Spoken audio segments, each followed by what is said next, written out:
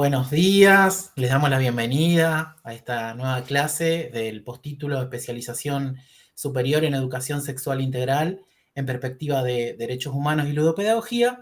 Hoy vamos a estar desarrollando una clase que se encuadra dentro del módulo 5, que es el módulo que aborda emergentes del campo de la educación sexual integral, donde vamos a trabajar disidencias sexuales, otros tópicos como aportes conceptuales del movimiento feminista y del colectivo de la diversidad sexual, construcción de nuevas masculinidades, algunos de los desafíos y proyecciones de la ESI en el campo de la salud y la educación, y ESI en perspectiva de discapacidad, que es el encuentro que vamos a desarrollar hoy con una compañera que es un lujo y que ya nos ha acompañado en diferentes momentos en nuestra provincia.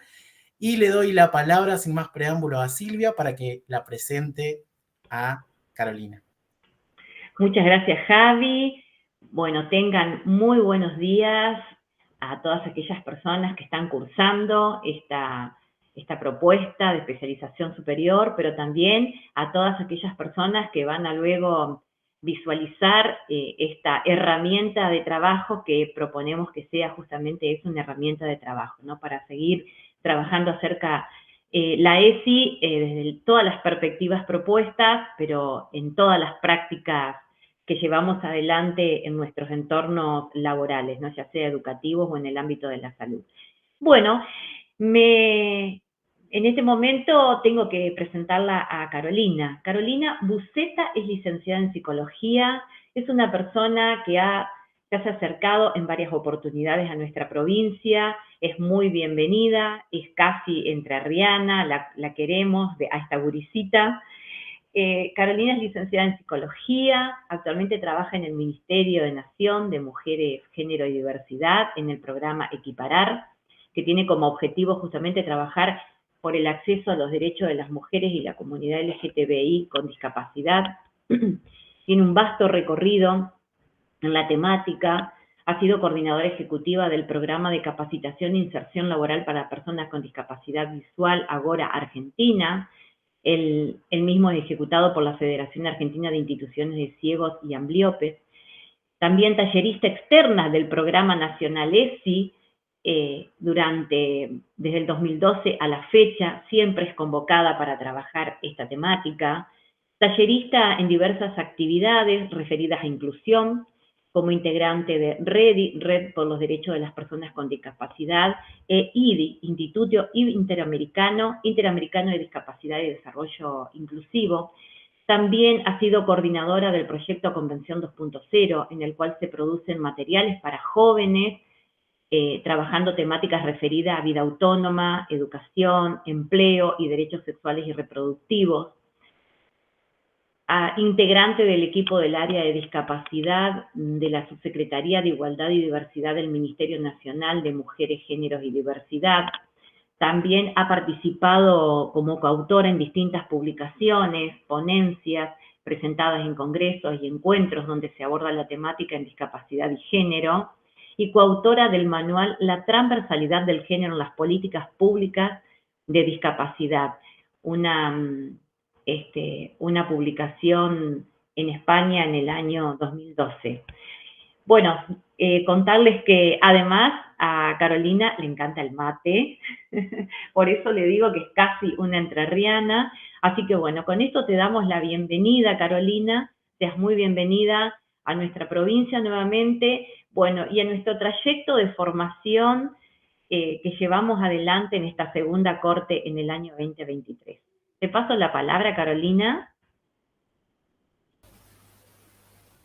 Hola, ¿cómo están? Buen día. Muchas gracias, Silvia. Muchas gracias, Javier, por la convocatoria, por permitirme estar esta vez de manera virtual, acá desde Buenos Aires para allá, para Entre Ríos, tener este nexo donde nos podemos encontrar, podemos reflexionar y podemos ir evolucionando, como digo yo, siempre dentro de esta ESI que todo el tiempo nos interpela y nos lleva a ir trabajando internamente y externamente diferentes conceptos que se van sucediendo a partir de los diferentes escenarios, tanto escolares como en el ámbito de la salud, a nivel universitario, etcétera. Muy bien, bueno, hoy vamos a conversar un poquito sobre ESI, perspectiva de discapacidad. Y es muy importante que podamos trabajar este tema porque en general eran como estancos estas dos formas de trabajar, ¿no? Por un lado nos encontrábamos con una ESI, por otro lado nos encontrábamos con una perspectiva de discapacidad. Y como la ESI es esto, es incluirnos, es estar juntos, juntas, juntes, es aprender en forma colaborativa, es ir caminando desde la diversidad. Nada más que mejor que poder trabajarlo desde esta interseccionalidad, intersección entendida como las diferentes características que tenemos todas las personas, que tiene que ver con quién somos. Somos un montón de cosas, ¿no? Somos, en mi caso, soy una mujer, una persona ciega, que vive en Buenos Aires y que tiene diferentes recorridos que hacen que tenga determinadas características. Cada persona tiene también esas multidimensiones que hace a nuestra identidad. Entonces pensamos desde la ESI, desde estas múltiples características para poder abarcarnos, para poder pensarnos y también para poder acoplarnos colectivamente a muchas cuestiones que se van sucediendo en las vidas institucionales, sean educativas, sean del ámbito de la salud, nos va a servir para justamente salir de esa zona de confort y ponernos a tono con esta interrelación que nos hace la ESI.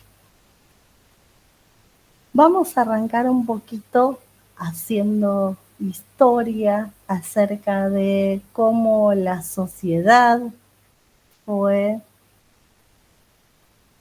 incorporando de a poco la perspectiva de discapacidad o cómo fue interactuando la sociedad con las personas con discapacidad.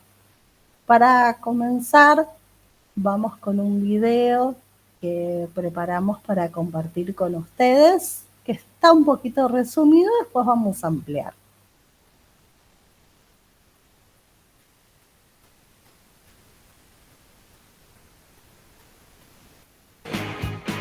Para el principio del siglo XX, un legado histórico que trataba a las personas con discapacidad como fenómenos, como retardados o como incapaces, había logrado que la discapacidad fuese considerada por la mayoría de las personas como una maldición o como un castigo divino. La sociedad de la época entendía las diferencias físicas, sensoriales, intelectuales o psicosociales como algo inaceptable y creyó que lo correcto era esconderlas, o el pensamiento de los médicos era que las personas con discapacidad debían ser curadas de su enfermedad y que en el momento en que estuvieran sanos volverían a ser parte de la sociedad. A punta de terapia les hicieron creer que su problema se les quitaría, pero mientras ese día llegaba, ¿qué? En algunos lugares, hasta se esterilizaba a las personas con discapacidad o existían leyes que les prohibían casarse o incluso aparecer en público. La marca de la discapacidad se creó utilizando los mismos colores que los de un hospital y se pregonó con orgullo el nuevo y maravilloso concepto de la integración, pero en vez de incluirlos realmente, se los integró solo en una parte de la sociedad y así se inició una nueva forma de segregación, mientras que las personas con las discapacidades más complejas seguían presas en instituciones cada vez más inhumanas. Durante la segunda mitad del siglo, ya se tenía claro que eso era un problema y cogió fuerza un movimiento que buscó acabar con esa opresión.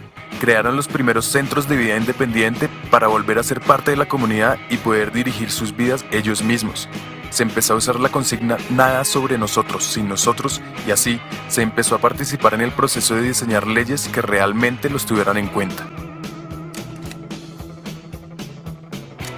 La lucha a través de los años ha desembocado en un movimiento de derecho civil en todo el mundo.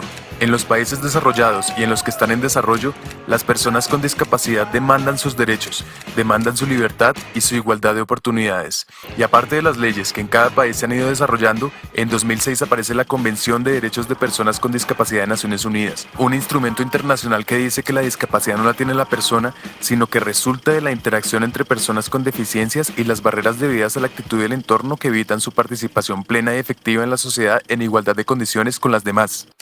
Y al igual que un negro no tiene racismo, sino que el racismo aparece cuando un tipo señala a otro por el color de su piel, yo no tengo discapacidad, sino que la discapacidad aparece cuando yo debo estar en igualdad de oportunidades con el otro.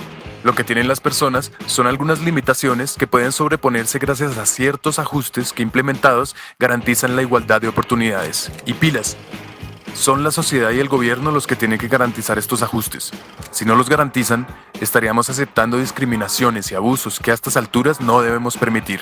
Entonces, sabemos que no es ni exclusión ni integración lo que necesitamos, sino una verdadera inclusión social.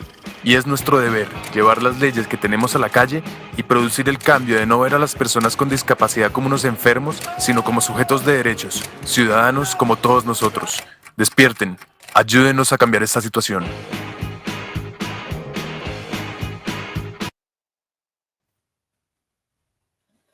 Bueno, muy bien, muchas gracias.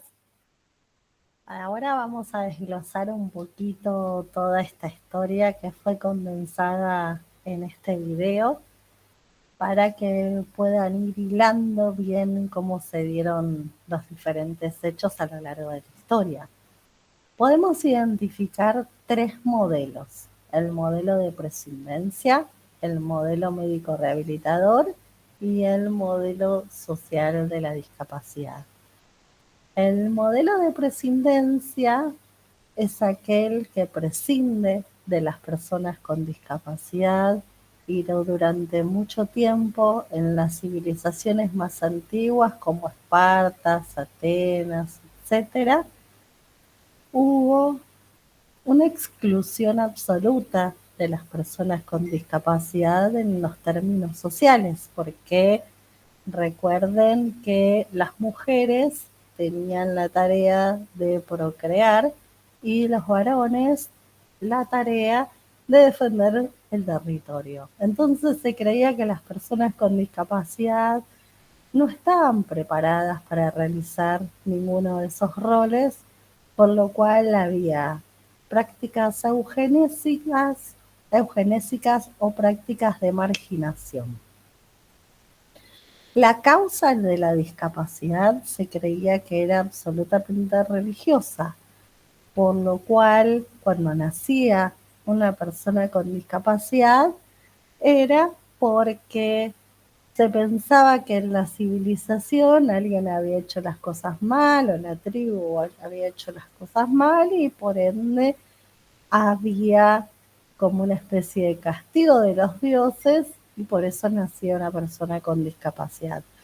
O al revés, que era un presagio divino, un premio, por lo cual a veces había ofrendas hacia los dioses que incluso consistía en que un bebé con discapacidad se lo ponía en una vasija cuando nacía, se lo llevaba al monte y se lo ofrecía a los dioses.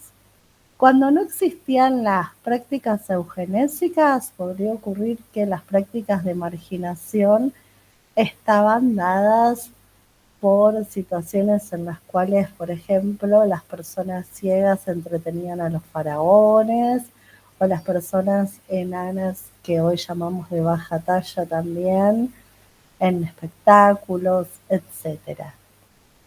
Cuando nació la iglesia, acobijó a las personas con discapacidad en sistemas que eran asilares. Entonces se les brindaba vivienda y alimentación, pero seguían excluidos de la sociedad.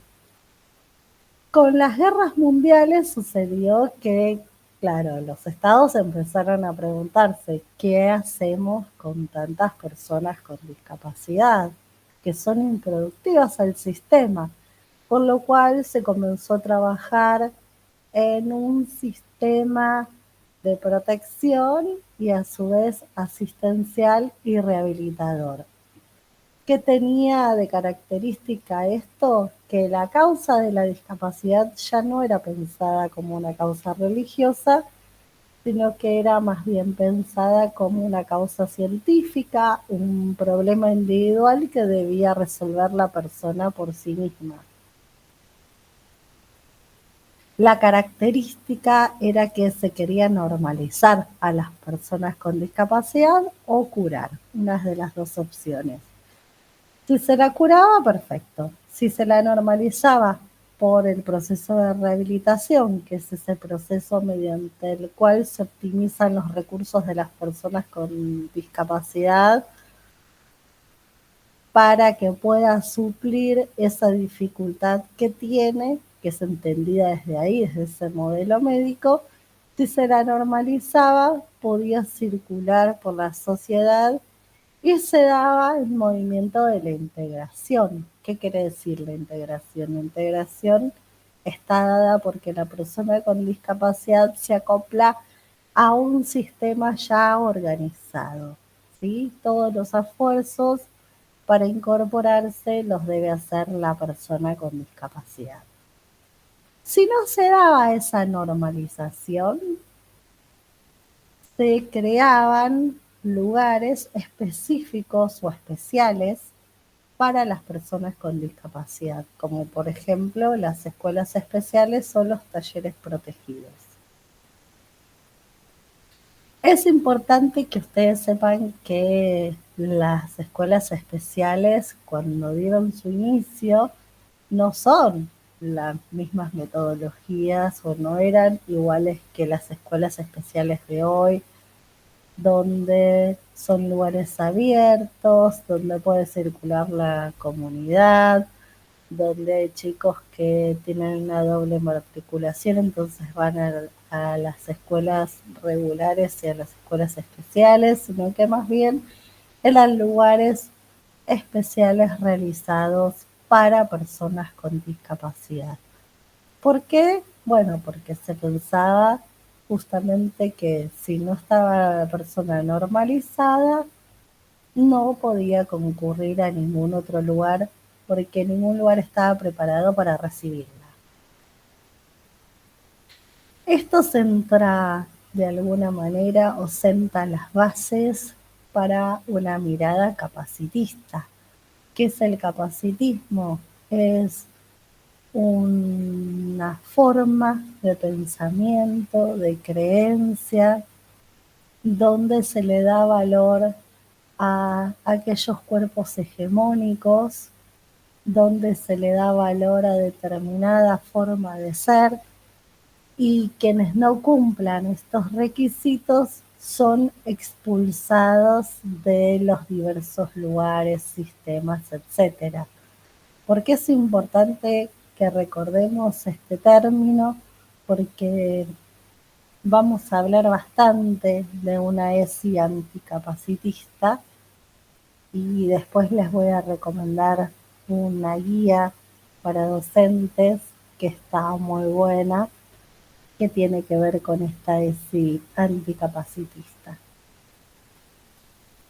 Otra de las características que tenía o que tiene este paradigma médico rehabilitador es que es absolutamente asistencial, por lo cual el equipo médico o el equipo profesional tratante es quien regula la vida de las personas con discapacidad, es quien decide sobre la vida de las personas con discapacidad y en algún momento un poco más revolucionario se le da mayor participación a las familias de las personas con discapacidad.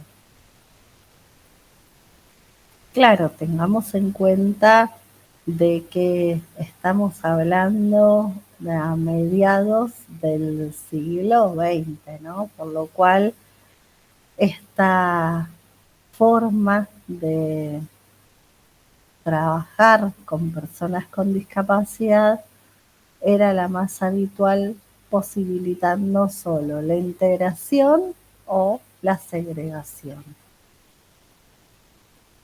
Después, en los años 60, comenzaron a gestarse movimientos de personas con discapacidad donde se juntaban entre ellas para darse lo que podemos considerar hoy como tips, para intercambiar tips en función a las diferentes barreras que atraviesan en la sociedad.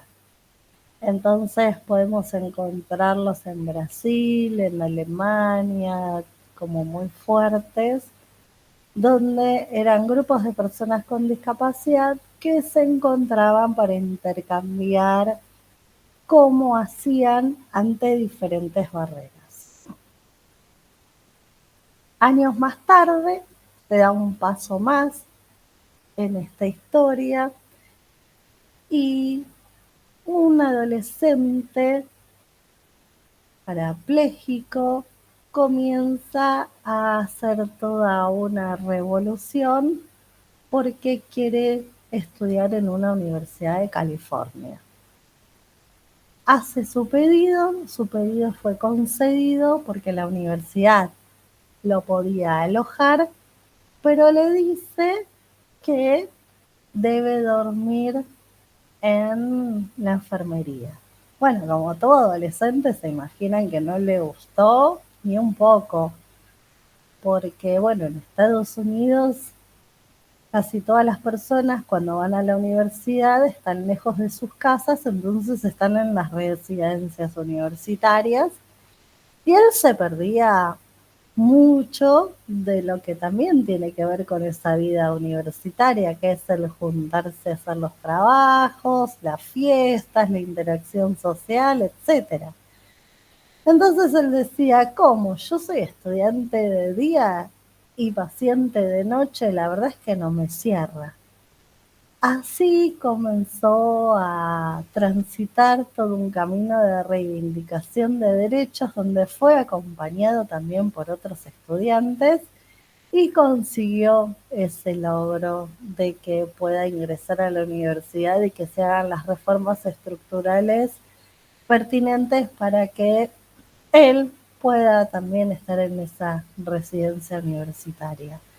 Por supuesto que ahí empezaron a recibir en la universidad diferentes pedidos de que se querían incorporar para estudiar personas con discapacidad y se empezó a gestar un movimiento de reivindicación de las personas con discapacidad que tenía características diferentes en el mundo. En nuestro país podemos identificar a los lisiados peronistas que reivindicaban el derecho a la vivienda y al trabajo. Así nacen las organizaciones de personas con discapacidad, porque hasta el momento existían las organizaciones para personas con discapacidad, que son aquellas que le brindan algún servicio. Entonces, las organizaciones de personas con discapacidad son organizaciones que están gestionadas y lideradas por las propias personas con discapacidad que organizan la vida institucional y toman sus propias decisiones. Ahí ya nos encontramos a fines del siglo XX y al inicio del siglo XXI, todo este movimiento del modelo social basado en derechos humanos tiene su cúspide más alta con la redacción de la Convención Internacional sobre los Derechos de las Personas con Discapacidad. Acá es donde se plasma el 100% del modelo social y esa convención tiene un lema, nada de nosotros sin nosotros. Hoy podemos incorporar el nada de nosotras sin nosotras y nada de nosotros sin nosotres. A mí me gusta mucho que podamos pensar esta diferencia porque por supuesto que la vida lingüística también va evolucionando, por lo cual siempre tenemos que enmarcar en qué momento de la historia se dan estas redacciones de los diferentes tratados internacionales o leyes nacionales. Esta redacción de la convención entonces permite reafirmar este modelo social, este paradigma de derechos humanos, donde se entiende a la discapacidad como un constructo social y se habla de que se jerarquiza las barreras del entorno y que con las presencias de las barreras del entorno se habla de que esas barreras son discapacitantes, por lo cual es un fenómeno social y sale ya del paradigma religioso, del paradigma científico, y ahí podemos empezar a desglosar los diferentes contenidos que nos propone la Convención Internacional sobre los Derechos de las Personas con Discapacidad, que nos van a acompañar en el pensar esta perspectiva de discapacidad más actual. ¿Qué tiene como característica el protagonismo de las personas con discapacidad en todos los ámbitos de su vida? Y tiene diferentes principios: el trato digno, la igualdad entre los géneros, el concepto de autonomía, que es un doble concepto, mejor dicho, una doble dimensión. Por un lado, la autonomía es aquella capacidad que tienen las personas de decidir sobre sus vidas, pero también la autonomía es esa capacidad que tienen las personas con discapacidad de vivir en forma independiente en la comunidad. Y esta autonomía o esta doble dimensión de la autonomía la podemos pensar en términos de si es con o sin apoyos. ¿Qué entendemos como apoyos? Los apoyos son aquellos recursos que puede precisar o no la persona con discapacidad para poder ejercer sus derechos. Y pueden ser recursos humanos, recursos tecnológicos, recursos económicos, etcétera, de todo tipo. Y esto es importante porque tanto en el ámbito educativo como en el ámbito de salud pueden ser requeridos esos apoyos. Y es que la persona con discapacidad requiera de esos apoyos no significa de que sea más o menos válido al ejercicio de la autonomía. La persona siempre tiene que tener ese derecho a elegir. Para manejarnos un poquito más y no entrar en esa historia de que todas las personas de alguna manera son personas con discapacidad, que seguramente más de uno lo habrá escuchado o incluso lo habrá dicho, la Convención Internacional sobre los Derechos de las Personas con Discapacidad nos brinda guía de cómo pensar a quiénes o a qué entendemos por discapacidad.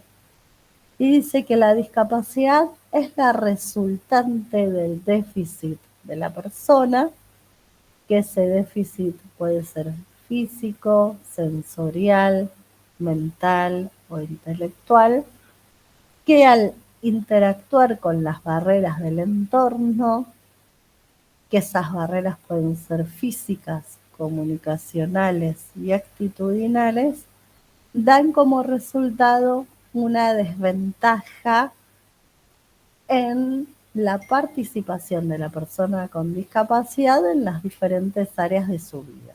Y ahora lo vamos a ir desglosando, no se hagan problema, que por ahí es un poquito largo, pero ya nos vamos a ir acomodando en cada uno de los contenidos de esta definición de discapacidad. También nos dice que es a largo plazo, ¿sí? Es decir, que podemos transitar a algún momento de nuestras vidas donde puede haber algún tipo de déficit y por supuesto están presentes estas barreras, pero para considerar que una persona es una persona con discapacidad, se necesita que este proceso o este camino sea a largo plazo. Si no, se habla de otro tipo de fenómenos, etcétera.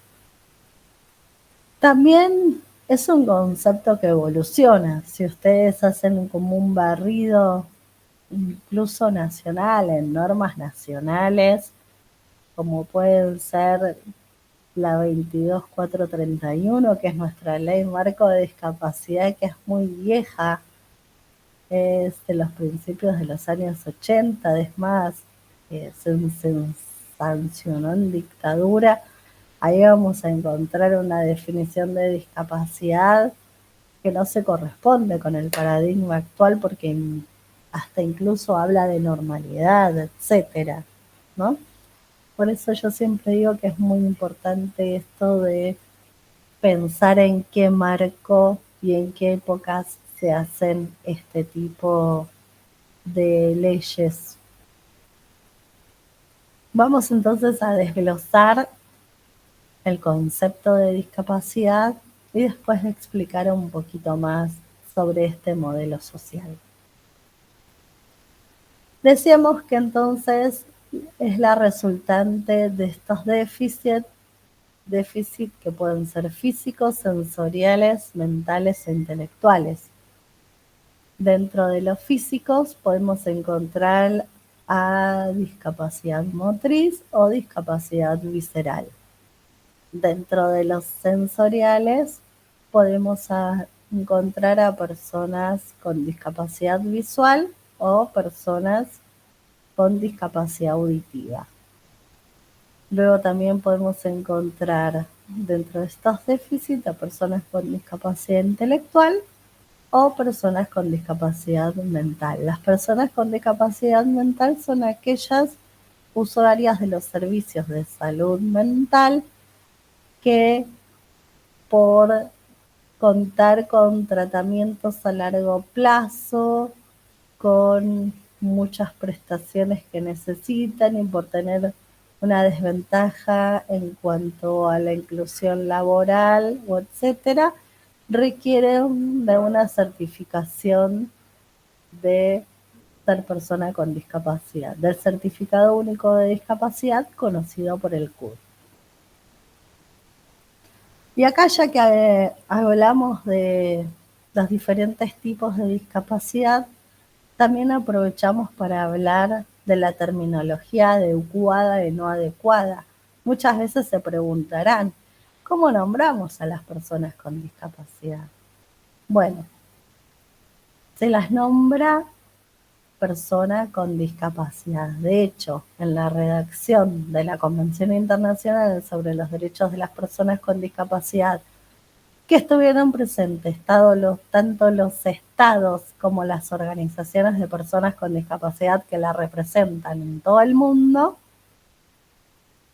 fue muy duro, fue un camino largo, pero finalmente se pudo de alguna manera acoplar a un acuerdo o llegar a un acuerdo que es que piden ser llamadas personas con discapacidad. No personas ni con capacidades diferentes, ni con necesidades especiales, etcétera, porque eso le corresponde otro tipo de paradigmas que de a poco deberemos ir saldando. Lo mismo ocurre con algunas discapacidades específicas, ¿no? Por ejemplo, las personas con discapacidad motriz En paradigmas anteriores se la llamaba el paralítico, la paralítica, el lisiado, la lisiada. Bueno, en este nuevo paradigma lo correcto es llamar persona con discapacidad motriz, persona usuaria de silla de ruedas, etcétera. Lo mismo en las discapacidades sensoriales. A veces había dentro de sobre todo un paradigma médico rehabilitador una tendencia a esconder a las personas con discapacidad o a no nombrarlas o hacer como si no tuvieran discapacidad. Entonces se le decía persona no vidente porque se resaltaba esto de que no veían, de la limitación. Y hoy por hoy se llama persona ciega o con baja visión si tiene disminución visual. Y a la persona con discapacidad auditiva se le puede llamar persona sorda, persona hipoacúsica, según sea una persona sorda profunda o una persona con una disminución auditiva.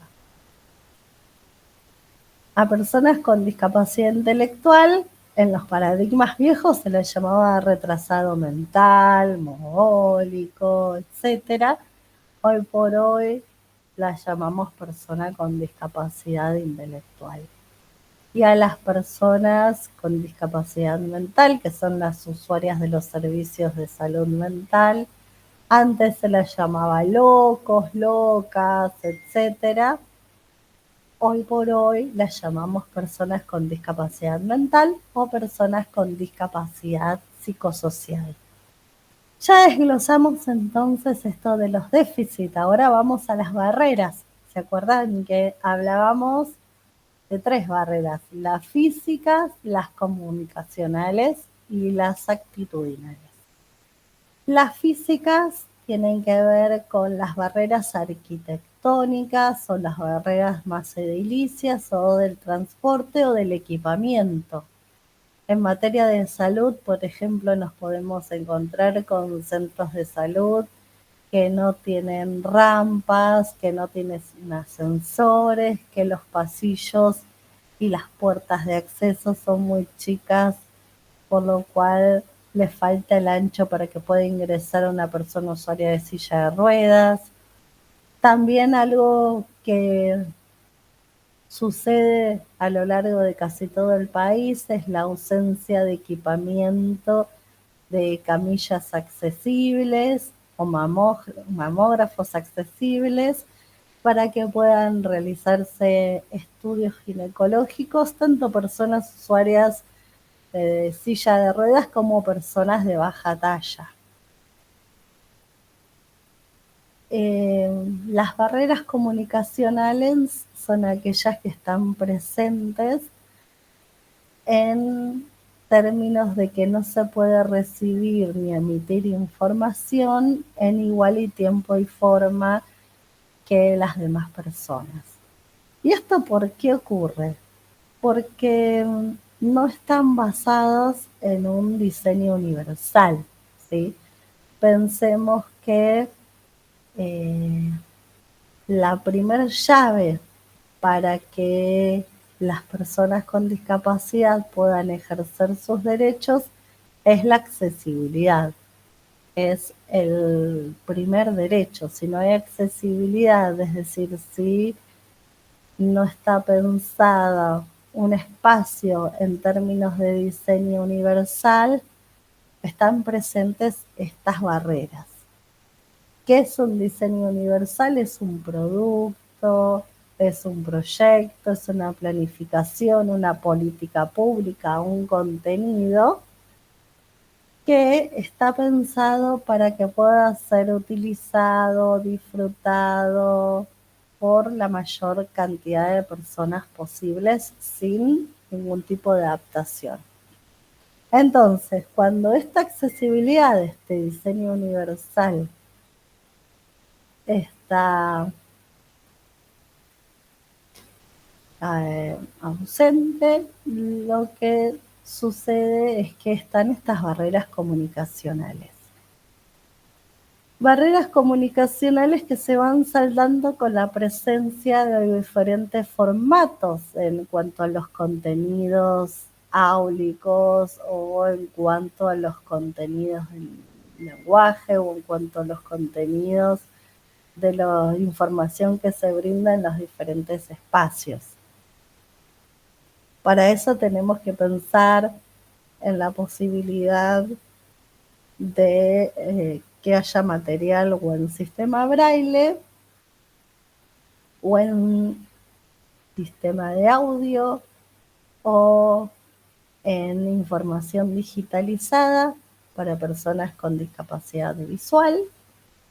Información digitalizada, ¿por qué? Porque las personas ciegas y con baja visión usamos lectores de pantalla, tanto en los celulares como en los diferentes dispositivos de comunicación, como pueden ser computadoras, tablet, iPad, iPod, etc. Estos lectores de pantalla leen todo lo que está en la pantalla, ¿sí? Eso se reproduce en voz alta y lee absolutamente todo menos contenidos que son de imágenes, aunque algunas aplicaciones hoy por hoy existen que pueden describir o leer algunas imágenes si uno pasa una foto por esa aplicación o por diferentes OCR. También es importante que estén presentes la lengua de señas argentina, es decir, en este caso nuestro país, ¿no? Es decir, que haya presencia de intérpretes de lenguas de señas. Esta es una barrera que habitualmente está presente en los diferentes lugares porque no hay mucho recurso humano de intérpretes de lengua de señas y entonces a veces se hace muy difícil la comunicación o se hace muy difícil el poder organizar, planificar, diseñar y llevar adelante materiales accesibles para las personas con discapacidad auditiva. Les cuento que la lengua de señas es un idioma, ¿sí? Por lo cual, ¿por qué les digo lengua de señas argentina? Porque cada país tiene su lengua de señas. Y no es en realidad o no tiene correlato con lo que sucede con nuestra oralidad, con cómo nosotras hablamos, nosotros, nosotras, nosotres, ¿no? Aunque compartamos nuestro idioma en castellano con Paraguay, Uruguay, Chile, Perú, Ecuador, Colombia, México, en realidad la lengua de señas es diferente en cada país. Por eso a veces es tan complejo hacer un material que tenga un alcance internacional. De todas formas, se viene trabajando en un alcance o en una lengua de señas que sea internacional. Algunos pasos ya se están dando. ¿Y con qué dificultades nos encontramos en esta lengua de señas argentinas? Bueno, que obviamente que va evolucionando cada vez más, pero que muchas veces algunos términos que tienen que ver con diversidad, derechos sexuales reproductivos y no reproductivos, todavía no tienen señas. Por ejemplo, el tema de géneros se fue trabajando este último tiempo y ya podemos hablar de que tienen señas LGTBI+, etcétera, pero que es un recorrido, que hay algunas palabras no tienen señas. Y que también esto de las señas revisten cierta dificultad, ¿no? Porque, por ejemplo, algo que me contaban en su momento las intérpretes de lengua de señas es que el acceso a la intimidad de las personas con discapacidad auditiva es bastante compleja, porque al comunicarse por señas están como bastante expuestas, y que, por ejemplo, el introducir la afectividad también tiene sus cuestiones que no están del todo saldadas, y que hacer el amor o tener relaciones sexuales tiene la misma seña. Y eso complejiza esto del valorar la afectividad, que es uno de los ejes que propone la educación sexual integral. Otro de los formatos que deben estar presentes y que es muy importante, sobre todo para que puedan comprender el acceso a la información las personas con discapacidad intelectual, o tal vez las personas con discapacidad mental que están medicadas en gran medida, es el lenguaje claro. Es fundamental que podamos circular información en un lenguaje llano, que no sea científico cuando estamos trabajando a nivel áulico o en el ámbito de la salud. Tratar de hablar más o menos con las mismas terminologías que utilizan las personas para garantizarnos que esa información circule y que se entienda la veracidad y la fidelidad de lo que queremos transmitir. El lenguaje claro es una herramienta fundamental para garantizar que la información que estamos transmitiendo pueda ser comprendida por la otra persona. También tenemos otra opción que se utiliza para los escritos, que es la lectura fácil. La lectura fácil es una forma, un formato de escritura bien específico, que tiene como objetivo realizar publicaciones que sean más fáciles de leer para todas las personas. Si bien en su momento fue pensado para las personas con discapacidad intelectual, la verdad es que hoy también está pensada para personas que no dominan mucho el idioma, que les cuesta la lectura, para personas adultas mayores, etcétera.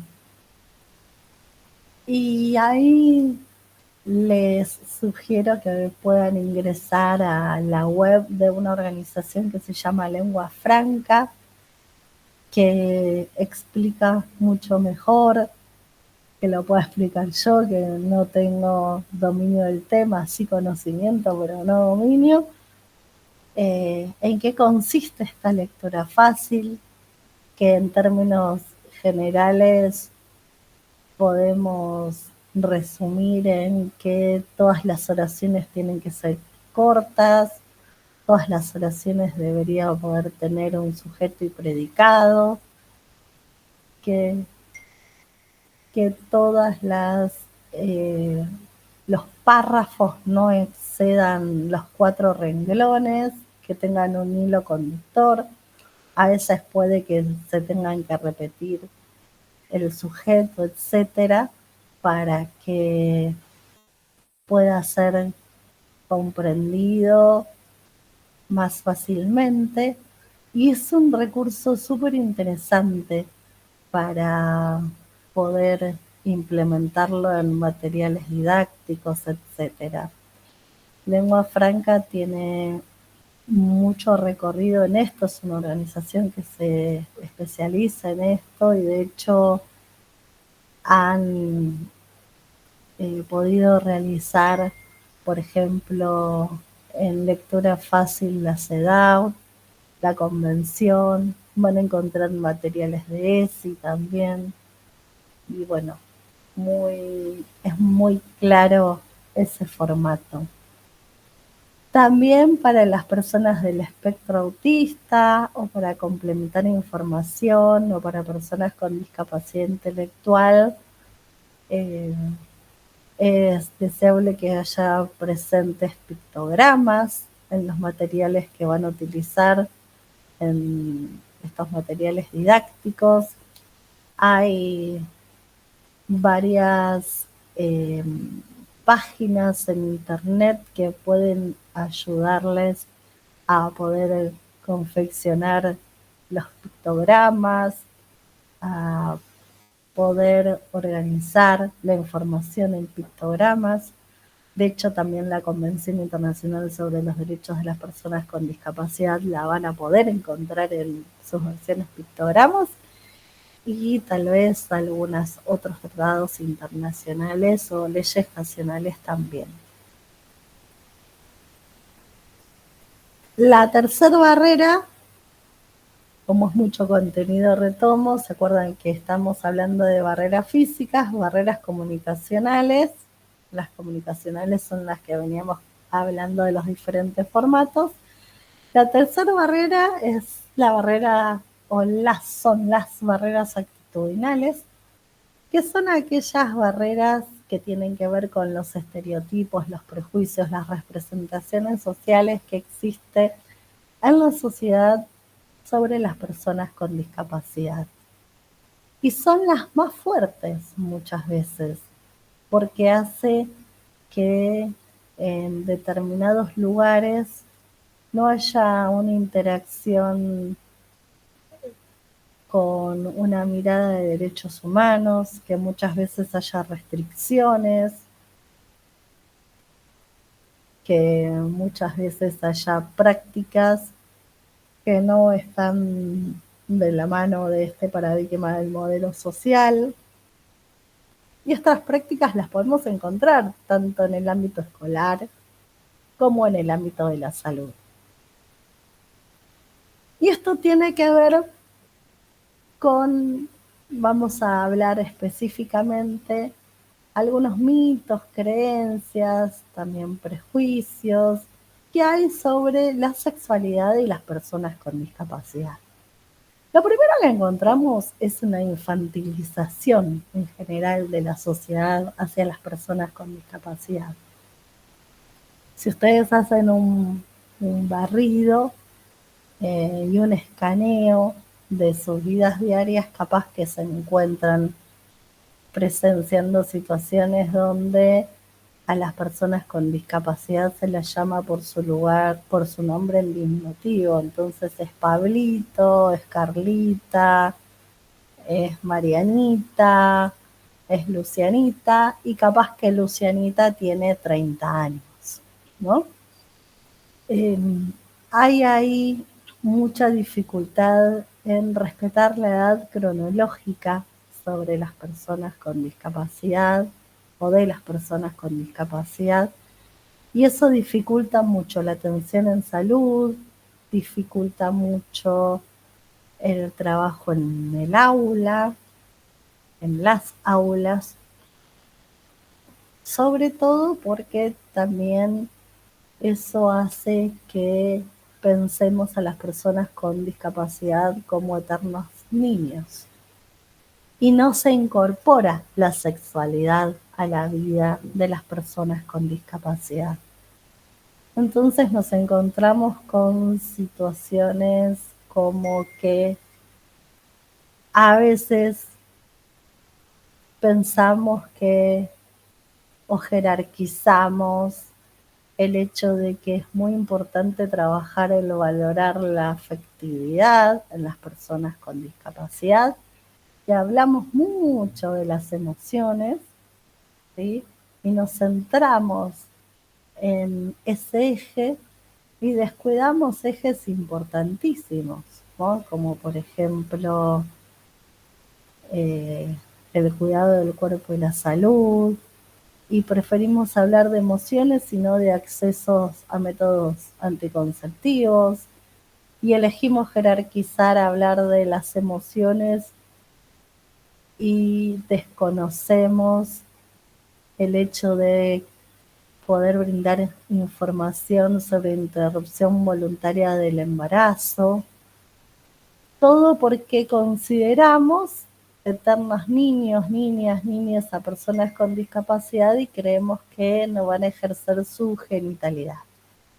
También, por supuesto, hay otras formas de infantilizar o de pensar a la sexualidad de las personas con discapacidad, como por ejemplo que son personas asexuadas, o al revés, que son personas hipersexualizadas. Entonces hay que tener cuidado porque son personas que quieren todo el tiempo ejercer su genitalidad en cualquier lado.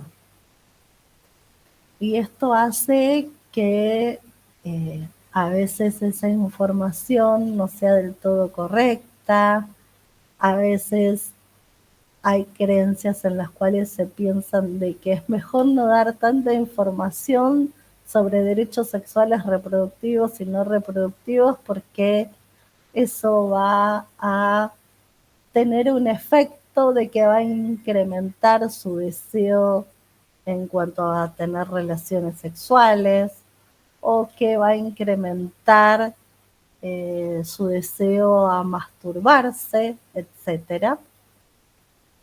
Lo cual en realidad hace a estas prácticas que no son del todo correctas ni que son pertinentes al modelo social de la discapacidad. Esto también nos llena de preguntas, nos interpela, nos hace pensar cómo intervenir en diferentes situaciones, nos hace pensar desde lo áulico y desde la salud también cómo intervenir para brindar un aprendizaje o una atención respetuosa. Y bueno, lo que nos dice en realidad este modelo social de la discapacidad es que hay un principio que es el de igualdad y el de equidad, ¿no? El de igualdad es que todas las personas, por supuesto, tienen los mismos derechos, que estos derechos son los derechos universales, pero hoy por hoy la ley 26.150 garantiza a las personas con discapacidad que están estudiando el derecho a recibir contenidos sobre educación sexual integral en igualdad de condiciones, pero introduciendo este concepto de equidad con características que tienen que ver con algunas cuestiones específicas, ¿no? Que justamente hacen a que podamos disminuir esta brecha que existe, porque hoy las barreras físicas, comunicacionales y actitudinales están muy presentes. Entonces, la presencia de estas barreras hace que tengamos que pensar en esta equidad, que tengamos que pensar en qué se necesita de específico para que este derecho se dé en igualdad de condiciones. Y por supuesto que esto implica el que tengamos en cuenta de que es muy importante, tal como lo dice el artículo 24 de la Convención Internacional sobre los Derechos de las Personas con Discapacidad, que nos habla de educación, que las personas con discapacidad puedan acceder a los mismos contenidos que las demás personas. Y también dice el artículo 25 de la Convención Internacional sobre los Derechos de las Personas con Discapacidad que habla del acceso a la salud, que también las personas con discapacidad tienen derecho a recibir la misma calidad de atención en salud que las demás personas. Y es muy importante que tengamos en cuenta que esta perspectiva de discapacidad que tenemos hoy vigente transversaliza la perspectiva de discapacidad. No necesitan las personas con discapacidad contar con leyes específicas que se refieren a las personas con discapacidad. La ley 26.130, por ejemplo, que es la ley de anticoncepción quirúrgica, fue modificada de modo tal de que ya no se permite en nuestro país la esterilización de ninguna persona con discapacidad sin su consentimiento, por lo cual no hace falta tener ninguna ley específica para personas con discapacidad, sino que en esa ley están contenidas las personas con discapacidad. Lo mismo ocurre con la ley de interrupción voluntaria y legal del embarazo, lo mismo ocurre con la ley de matrimonio igualitario, lo mismo ocurre con la ley de identidad de géneros, por lo cual en todas las leyes están contenidas las personas con discapacidad. Entonces, si bien no hace falta tener contenidos que son específicos para personas con discapacidad, sí hace falta hacer algunas salvedades en cuanto a cómo circula esta información. ¿Cuáles son los recursos pedagógicos que debemos tener en cuenta, que deben estar en los diversos formatos para que las personas con discapacidad, en este caso pueden ser los chicos y las chicas, puedan recibir esta información? Pero claro, tal vez tengamos que ser algo más específicas en algunas situaciones, porque, por ejemplo, pensemos que las personas con discapacidad muchas veces no pueden tocar, ver los métodos anticonceptivos. Entonces, tal vez sea necesario, cuando tomamos alguna temática de este tema, armar como un stand donde puedan estar exhibidos esos métodos de anticoncepción y que puedan ser tocados por alguna persona. Yo esa experiencia lo hice y fue súper enriquecedora.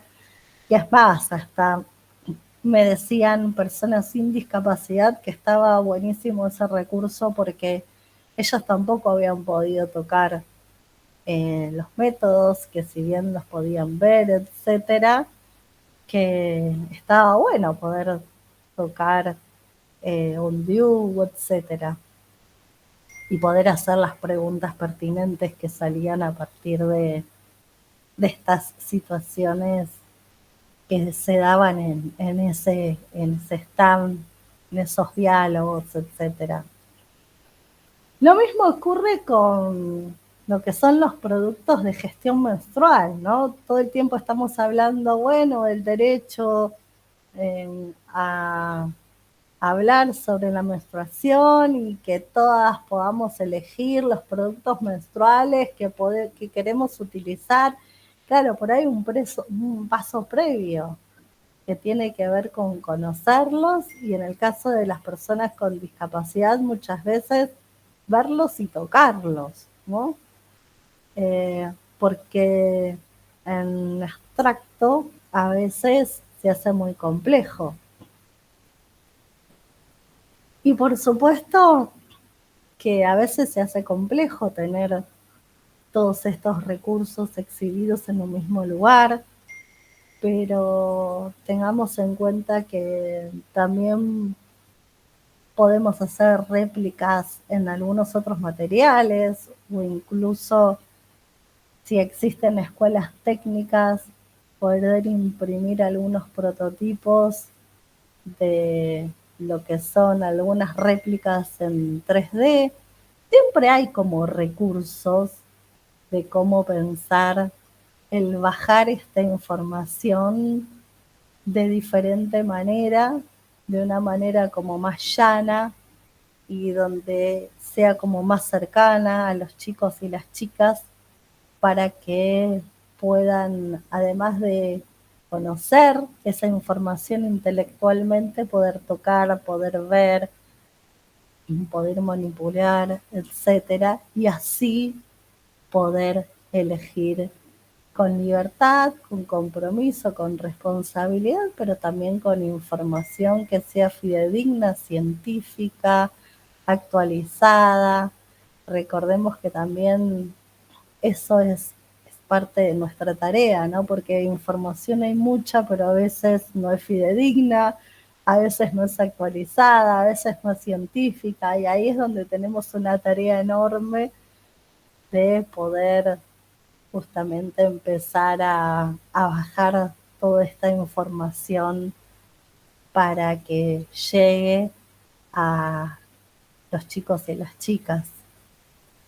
Me parece que hay algunas situaciones que son importantes como para que bajemos esta mirada capacitista que tenemos también a veces en los lugares de acceso a la salud, en los lugares, en los establecimientos educativos, donde nos cuesta a veces pensar en recursos que tengan un diseño universal y que puedan acompañar nuestras eh, propuestas pedagógicas. Me parece como muy importante darle relevancia a poder trabajar mediante estos recursos, el acceso a métodos anticonceptivos, etcétera, y que también podamos trabajar todo lo referido a gestión menstrual, que a su vez podamos reforzar el conocimiento de las leyes actuales vigentes y también que podamos reforzar estos conceptos de los que hablamos de autonomía, de accesibilidad, estas formas diferentes incluso que tienen las personas con discapacidad de ser mujeres, de ser varones, para que sea un tema que podamos conversar en las aulas, en los lugares de salud. Recordemos que muchas veces el ser mujer y el ser varón para personas con discapacidad no tienen las mismas características del ser varón y de ser mujeres de personas sin discapacidad. De hecho, las agendas feministas a veces coexisten, pero otras veces tienen o alguna ampliación o alguna restricción y, por ejemplo, mientras las agendas feministas estaban muy fuertemente capturadas por la interrupción voluntaria del embarazo, ilegal del embarazo, que también muchas organizaciones de personas con discapacidad lo estuvieron muy comprometidas a, a esa incidencia política. También muchas mujeres con discapacidad estaban teniendo batallas legales para poder criar a sus hijos, a sus hijas, a sus hijes, porque la justicia se los quitaba solo por ser personas con discapacidad. Entonces, con este ejemplo, les refuerzo esto de que es muy importante también poder trabajar áulicamente esto de reconocer las perspectivas de géneros y de alguna manera hacer explícito con palabras, con historias de vida, con material, estas cuestiones. Recuerden que tienen bibliografía, que tienen recursos con accesibilidad en la ESIteca, en el canal de YouTube del programa de educación sexual integral, tienen las láminas en forma de historias recreadas, ¿sí? Con sonidos, imágenes, tienen videos con intérpretes de lengua de señas, tienen incluso la experiencia de las escuelas de niños y niñas con discapacidad visual y de chicos y chicas con discapacidad intelectual. Una es de provincia de Buenos Aires y otra es de la provincia de Formosa. Tienen las láminas nuevas para trabajar cuestiones referidas a discapacidad intelectual. Tienen el cuadernillo sobre discapacidad y sexualidad, es parte de la vida. Y tienen la revista de Púberes. Todos son contenidos que están accesibilizados y que también tienen esta mirada de una ESI anticapacitista, diversa y con una gran perspectiva de discapacidad. Y que siempre se están pensando materiales, hay algunos materiales que por ahí son de organizaciones que pueden incluir. Hay, como les contaba, un material muy lindo que es una ESI anticapacitista, que es de una organización que se llama Nuestros Derechos en Foco, que es de mujeres con y sin discapacidad. Es un material hermoso que tienen muchos recursos y también tienen mucho material teórico.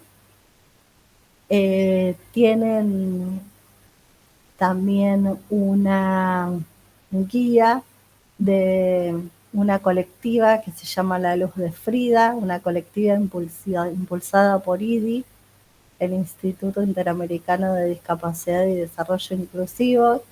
La guía se llama Aquí estamos y es sobre gestión menstrual. Es una guía preciosa para trabajar todo lo referido a gestión menstrual, con historietas, con historias, con contenidos que están organizados, pensados, diseñados y escritos en primera persona por mujeres con discapacidad, por diferentes tipos de discapacidades. Así que bueno, hay mucho material. Está en la aplicación Nuestra Decisión, que es una aplicación realizada por Redi, que es sobre derechos sexuales reproductivos y no reproductivos, que tienen todo su contenido en lenguaje claro, perdón. Hay mucho material que puede acompañar en cómo pensar una ESI con perspectiva de discapacidad. Dejo para lo último muy importante, que es la violencia hacia las mujeres con discapacidad, que es en general de algo que se habla muy poco, tanto en los ámbitos escolares, universitarios, como en los ámbitos de la salud. Primero porque hay una creencia a veces de que a las mujeres con discapacidad cómo se les va a hacer daño, y a veces se buscan formas hegemónicas para pensar si se ejerce o no se ejerce una violencia basada en género hacia mujeres con discapacidad, y sin embargo hay otras formas de estas modalidades y tipos de violencia. Por ejemplo, es mucho más común de lo que ustedes creen que las mujeres con discapacidad no puedan acceder a sus recursos.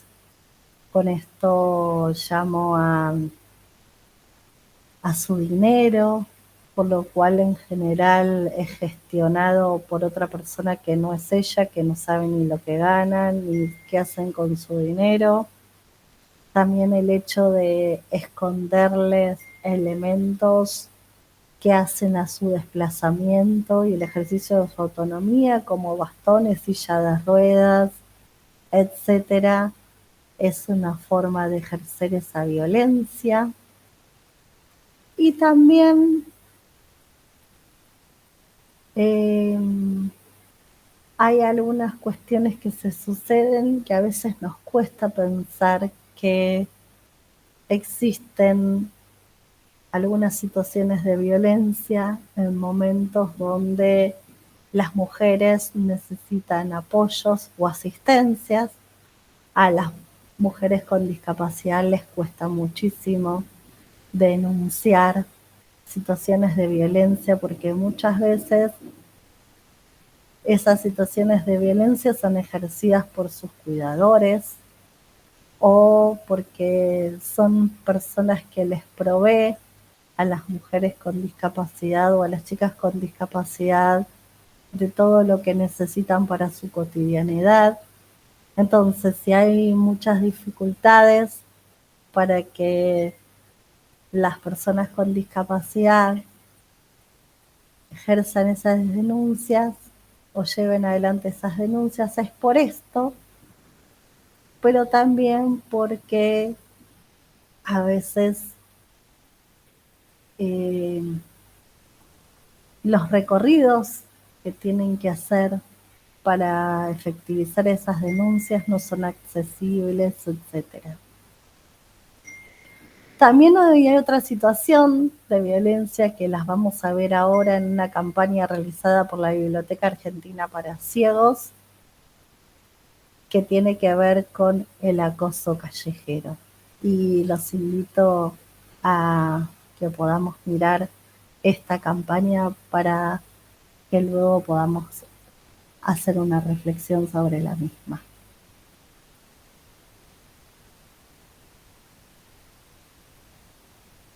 ¿Las mujeres con discapacidad pueden sufrir acoso callejero?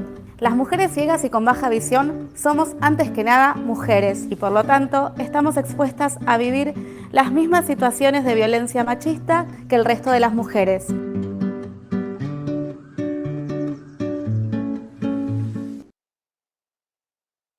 El caso de acoso callejero contra una mujer con discapacidad visual. Con frecuencia, las mujeres con discapacidad visual vivimos situaciones de acoso en espacios públicos por varones que nos acechan, lo que nos hace sentir muy incómodas. Esto sucede también porque las personas que están a nuestro alrededor no se involucran, permitiendo este tipo de situaciones. Si ves que una mujer ciega está siendo molestada, acosada en la calle, te pedimos que te acerques, le preguntes si está bien, la ayudes a identificar al agresor y busques con ella a un policía que pueda ayudarla.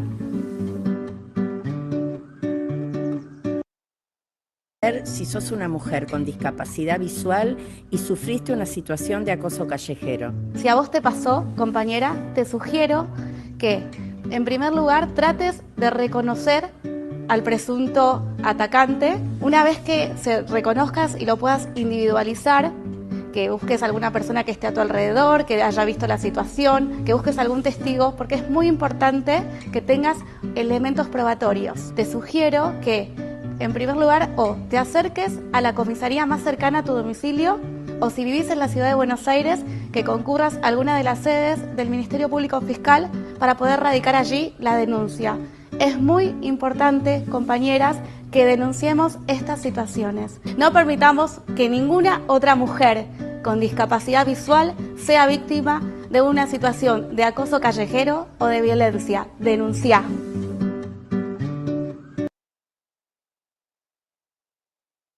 ayudar a una mujer con discapacidad visual sin invadirla?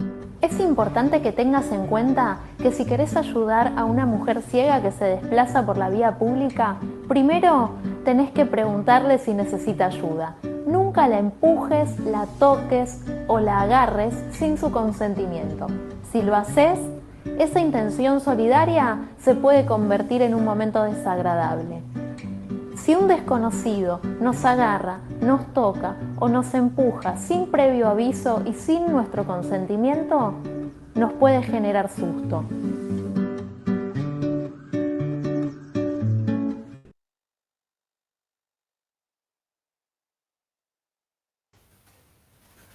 Bien, bueno, esta es una campaña que la pueden buscar, la pueden compartir, lo que les resonó, lo que les resultó interesante para poder abrir el debate y generar un espacio de concientización, tanto en sus espacios áulicos como en los espacios de formación en salud, etcétera, y que nos lleva a pensar a veces cómo algunas situaciones pasan inadvertidas por la sociedad y cómo justamente el poder hablar de esto en el aula y en los ámbitos de la salud puede prevenir situaciones que pongan en riesgo a las mujeres con discapacidad. Bueno, no me quiero extender mucho más porque si no se va a hacer largo, quedaron ahí algunos temitas en el tintero, pero creo que con el material bibliográfico por ahí que les sugerí, con el spot, con el video, por el momento está bien para que empiecen a trabajar fuertemente en esta ESI anticapacitista que necesitamos para seguir construyendo una sociedad más inclusiva. Muchas veces nuevamente a la provincia de Entre Ríos por dejarme participar de estos espacios tan lindos y muchas gracias en particular a Silvia y a Javier. Hasta la próxima y que estén muy bien. Muchas gracias, Carolina. Bueno, gracias por los aportes para conocer en algunos casos, para refrescar o para actualizar nuestros conocimientos en esta temática que siempre es súper interesante, pero además de interesante es necesaria, ¿no? Y se me venía, con esto que vos venías desarrollando, se me venía a la cabeza este entramado que se puede hacer y que es indispensable hacer en cuanto a los ejes de la ESI, ¿no? Y que vos nos invitaste a hacer esta práctica. No solo con el eje de reconocer las perspectivas de género en plural, como vos nos invitaste, sino atravesarlo por los diferentes ejes, por el eje de respeto a la diversidad que vos bien mencionabas, por el valorar la afectividad, por el cuidar el cuerpo y la salud, y por el ejercicio de los derechos, ¿no? Bajo este paradigma de los derechos humanos que es nuestro encuadre. Así que nosotros te agradecemos por invitarnos a renovar esos esfuerzos y ese compromiso que nuestra provincia de hecho, viene trabajando no solo a través de la Dirección de Educación Especial, que trabaja desde esta mirada anticapacitista y que lo viene haciendo en articulación con la Coordinación de Educación Sexual Integral. Prueba de ello, por ejemplo, te comparto que este año hemos elaborado un documento conjunto para la elaboración de los proyectos institucionales de ESI, que fue o se ha constituido en un instrumento indispensable a la hora de trabajar e implementar la ESI a nivel institucional, al igual que, como mencionaba Silvia hoy, los acuerdos escolares de convivencia, bueno, este proyecto institucional de educación sexual integral desde esta mirada anticapacitista, que nos permite, diríamos, a nivel institucional, a nivel de espacios áulicos o a través del trabajo comunitario, implementar efectivamente la ESI. Así que no queríamos dejar de convidarles desde tu experiencia y desde tus conocimientos algunos aportes en cuanto a esta mirada, ¿no? Qué bueno, sí, es súper importante esto de ir actualizando documentos y seguir trabajando en materiales que ya están también y que son muy ricos, y eso hacia el dinamismo de la ESI. También aprovecho ya que mencionaste los ejes de compartir de qué importante es que todo este trabajo esté atravesado por las puertas de entrada de la ESI, ¿no? De la reflexión sobre nosotros mismos, mismas, que ahí va a englobar un poco todo este recorrido sobre las barreras actitudinales que aparecen sobre la sexualidad de las personas con discapacidad y que podamos hacer este recorrido de reflexionar lo que nos pasa a nosotros, a nosotras, a nosotros sobre la sexualidad de las personas con discapacidad va a hacer que nuestro trabajo no esté obstruido por esas creencias.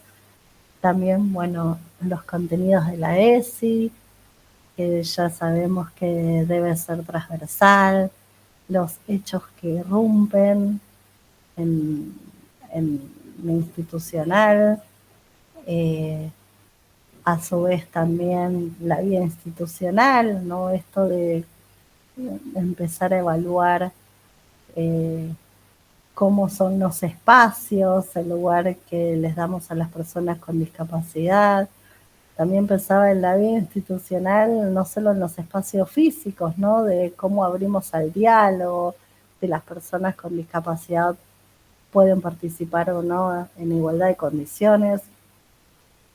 De hecho, también, bueno, la puerta de entrada de la comunidad y la familia, qué importante es trabajar esta ESI anticapacitista en las familias, en la comunidad.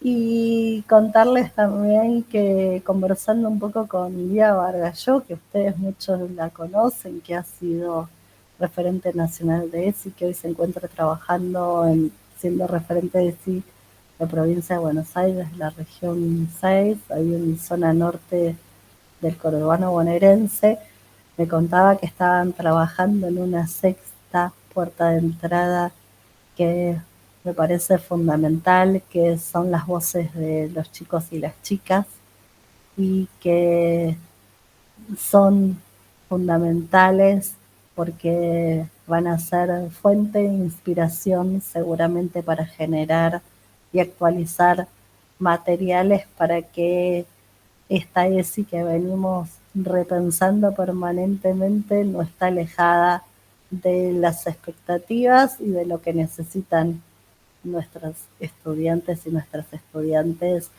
para garantizarles el derecho a poder aprender todo aquello que les sirva para vivir una vida libre de violencia y para vivir plenamente sus derechos sexuales reproductivos y no reproductivos con sumo placer y responsabilidad. Carolina, bueno, un inmenso placer escucharte. Nos invitaste a poder problematizar, nos trajiste desde la evolución del término de discapacidad, nos abriste el paraguas, como decimos siempre, de los derechos humanos y en perspectiva de discapacidad también, o la discapacidad en perspectiva de derechos humanos, y realmente nos invitaste a pensar desde las prácticas áulicas, institucionales, nos hiciste todo el recorrido acerca de las barreras, como bien lo decís, aquello que está siempre presente y que tal vez no lo visibilizamos, no lo tenemos en cuenta, no lo podemos considerar. Nos invitaste a justamente a pensar y a pensarnos, ¿no? Como sujetos también en las instituciones, en nuestras prácticas y, por qué no, nuestro devenir como ciudadanas y ciudadanos. Riquísima la clase, riquísimos los aportes. De nuestra parte va todo nuestro agradecimiento de parte de todo el equipo que realiza y lleva adelante esta especialización superior en derechos humanos, y ludopedagogía, de parte de la coordinación provincial de ESI, del Consejo General de Educación y de parte del Consejo General de Educación y sus autoridades, agradecerte enormemente esta clase, que bueno, que será grabada y será tomada como insumo para el desarrollo del módulo 5. Muchísimas gracias por tu generosidad, muchísimas gracias siempre por aceptarnos, aceptar contarte dentro de las especialistas y de los especialistas que enriquecen cada uno de estos trayectos. Y bueno, decirte que siempre las puertas de la Cordi están abiertas para vos y bueno, por supuesto, ¿por qué no? Recibirte de manera presencial en cualquier oportunidad. Muchísimas gracias, Carolina. Muchas gracias a ustedes, un absoluto placer y bueno, ya nos encontraremos prontamente presencialmente, ojalá. Muchas gracias por la convocatoria, siempre es muy lindo compartir con ustedes estos espacios. Y gracias también por permitirme que cada vez que tengo la oportunidad de poder compartir este espacio con ustedes, me están permitiendo interpelarme en esto de lo que es pensar en la ESI anticapacitista, porque el preparar estas clases, estos encuentros, me hacen repensar un montón de situaciones, un montón de constructos y actualizarnos de esta forma desde un aprendizaje colaborativo para poder brindar y garantizar este derecho a los contenidos de la ESI para todos, todas y todes. Gracias. Muchas gracias, buena jornada para ambas y bueno, y para todas las personas que van a estar recibiendo esta formación. Hasta luego.